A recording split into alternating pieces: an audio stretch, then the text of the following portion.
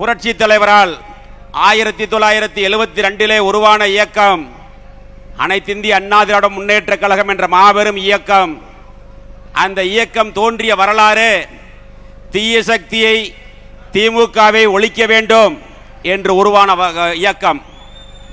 தலைவர் இருக்கின்ற வரை அந்த இயக்கம் ஆட்சி அதிகாரத்தில் இருந்தது. இந்திய வரலாற்றில் ஒரு பிராந்திய இயக்கம் கட்சி தொடங்கிய உடனேயே பாராளுமன்ற இடைத்தேர்தலில் வெற்றி பெற்ற வரலாறை படைத்த தலைவன் புரட்சி தலைவர் எம்ஜிஆர். அதன் பிறகு கோவை சட்டமன்றத்தினுடைய இடைத்தேர்தல்.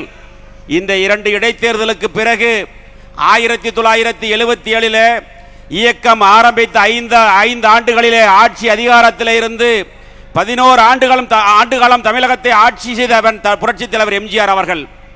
ஆனால் இன்று அந்த வரலாறை உடைத்து ஒரு சரித்திர சாதனை படைத்தவர் புரட்சி தளபதி நம்முடைய தமிழகத்தினுடைய முதலமைச்சர் விஜய் அவர்கள் என்பதை நாம் நன்கு அறிய வேண்டும்.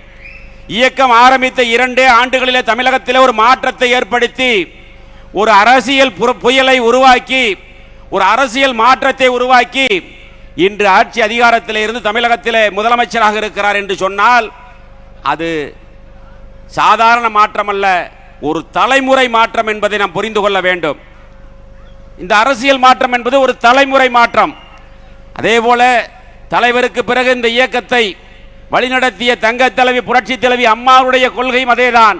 தீய சக்தி திமுகவை ஒழிக்க வேண்டும் என்று நோக்கத்தோடு தமிழகத்தினுடைய முன்னேற்றத்திற்காக தன் வாழ்நாளை அர்ப்பணித்த தலைவி தங்க தலைவி புரட்சி தலைவி அம்மா அவர்கள்.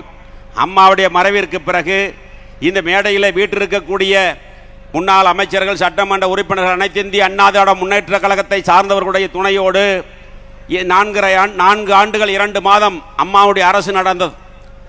இப்பொழுது பொதுச் செயலாளராக இருக்கக்கூடியவரை நாங்கள் எல்லாம் சேர்ந்துதான் பொதுச் செயலாளராக உருவாக்கினோம். ஆனால் அவருடைய தவறான முடிவுகளால் இன்று இந்த இயக்கம் தள்ளாடி கொண்டிருக்கிறது என்பதற்கு இதுதான் மிகப்பெரிய உதாரணம்.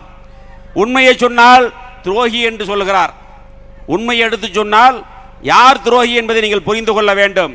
திராவிட முன்னேற்ற கழகத்தோடு சேர்ந்து ஆட்சி அமைக்கலாம் என்று சொல்வது சரியா என்று இந்த இயக்கத்திலிருந்து விலகி இன்று தமிழக வெற்றி கழகத்தில் இணைத்துக் கொள்ள வந்திருக்கக்கூடிய ஒவ்வொரு தொண்டனும் நினைத்து பார்த்துத்தான் இன்று புரட்சி தளபதி தலைமையை ஏற்று இங்கே இந்த இயக்கத்தில் தங்களை இணைத்துக் கொள்ள வருகின்றிருக்கிறார்கள் என்பதை நாம் எண்ணி பார்க்க வேண்டும். 42 ஆண்டுகள் இயக்கத்தில் உறுப்பினராக இருந்து 25 ஆண்டுகள் தீவிர அரசியலிலே இருந்தவனான்.